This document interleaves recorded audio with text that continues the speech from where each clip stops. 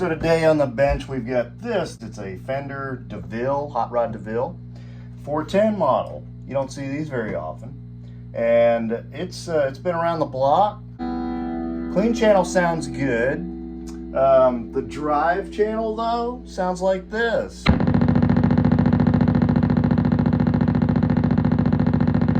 So let's open it up and see what we got going on inside there. This back plate is so faded out you can't even read where it was made. I'm pretty sure it was made in the USA, but I can't guarantee it. I think what happened is somebody spray painted this amp at some point or painted it in some way. Then when they decided they wanted to get rid of it, they painted it back black. And I think they tried to clean it first and they cleaned all the lettering off the data plate. But a cool feature of this is this.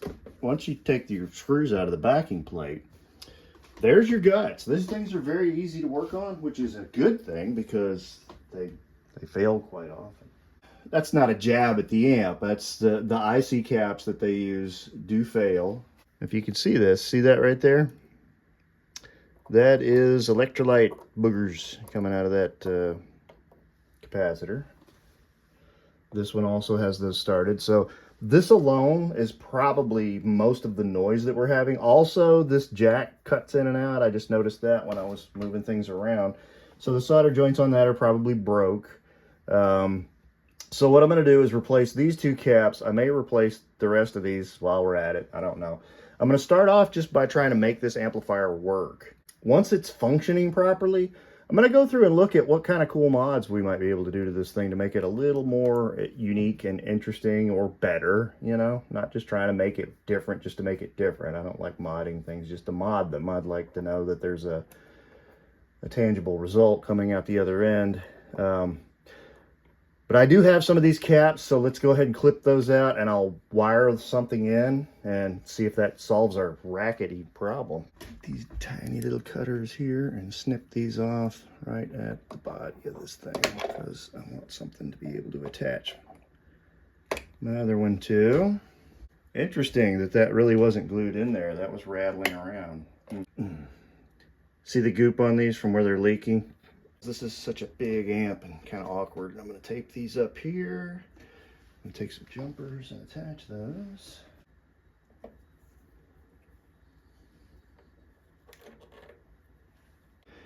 Negative, positive, you know, all that good stuff.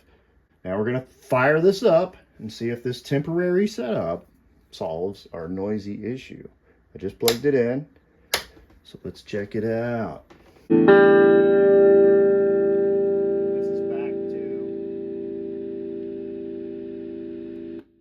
That's back to the clean channel.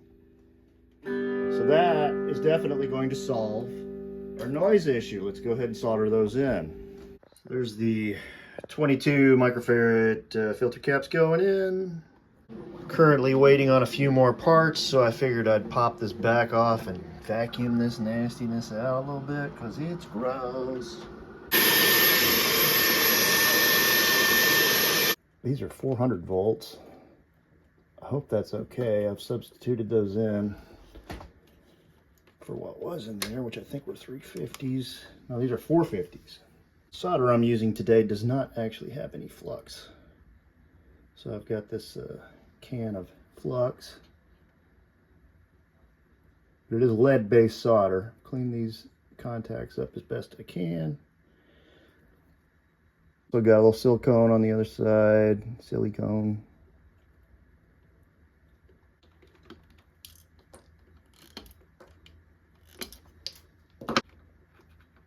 Clean up the flux a little bit. There. Now all I got to do to get this thing fired up is get my resistors in. I decided to go ahead and snip out these resistors, which are known to... These didn't actually have a problem, but typically they do have a problem. These are 5-watt 330Ks. And typically in this amp, they will have a problem eventually. So we're going to go ahead and preemptively gut those and get them out. That's supposed to be a 330. Well, it's a 329.1. So we will call that good. 385. Oh, well, I see why. Because I've got different values here. So I bought these Kamaya Japanese resistors. This is a 330K, as you can see, very, very close tolerance. And I'm going to install it on there, 5 watt. Going to bring it up off the board a little bit. These are metal oxide film resistors. So we will see how much better that is than the stock. These have got little tabs cut into them. I'm going to trim those off so I can work them through the board a little better, right above that crimp.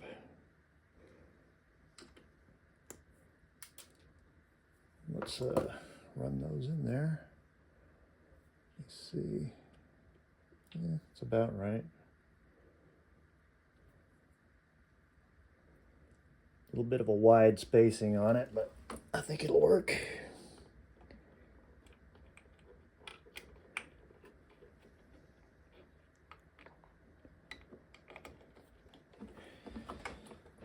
Too far down on the board.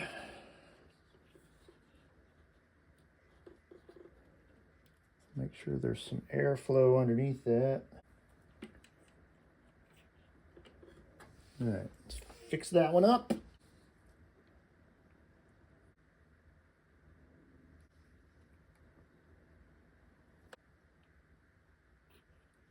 And resistor number 2.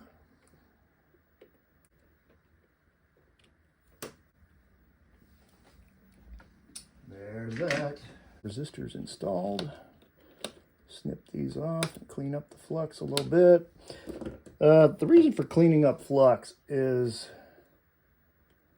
it can, over time, become conductive. It can like attract a bunch of crap, dirt, dust, smoke, smog, schmutz, schneg, schmeg, all kinds of terrible things can become embedded in that, and over time it can become conductive. So while we're in here trying to make this a better amp, why not take the second to try and clean this up? All right, we could power this up and see what the hell happens.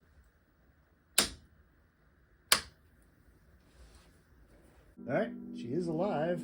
Now let's push one of these buttons and see what the hell happens. This is bright.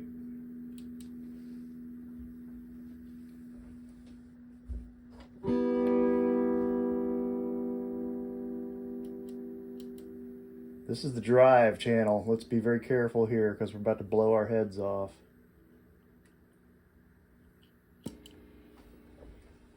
Ah, we've now got some drive here.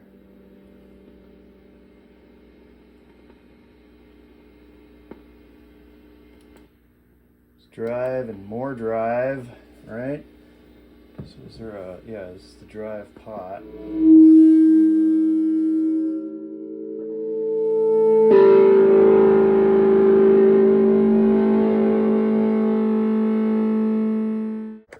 Well, I think now I'm going to reassemble this and play it a little bit and see if I like what I've got before I dig in to do any more mods.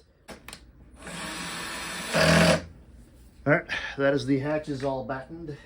So let us test the fruits of our labor. That is the clean channel, all the EQs set to 6, and the clean channel volume is set to 1, 1.5, something like that. This amp is notoriously loud. Reverb, it's got a lot of reverb.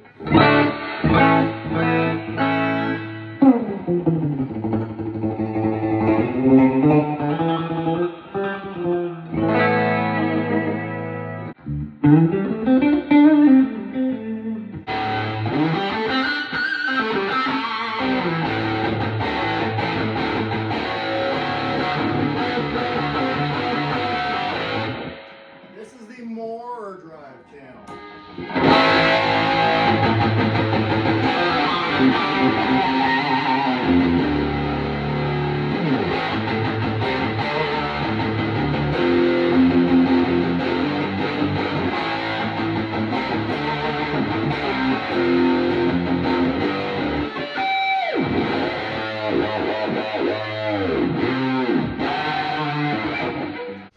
So that's kind of it for the repair. Everything sounds good. The noise level is good. It's got a little hiss to it, but stay tuned for part 2 of the video on this, where I'm going to try and tame that volume level just a little bit. There's a modification that you can do to give this a little bit more of a black face kind of mid-range control. I'm going to try and do that because the mid control on it as it stands in stock form doesn't really do a whole hell of a lot.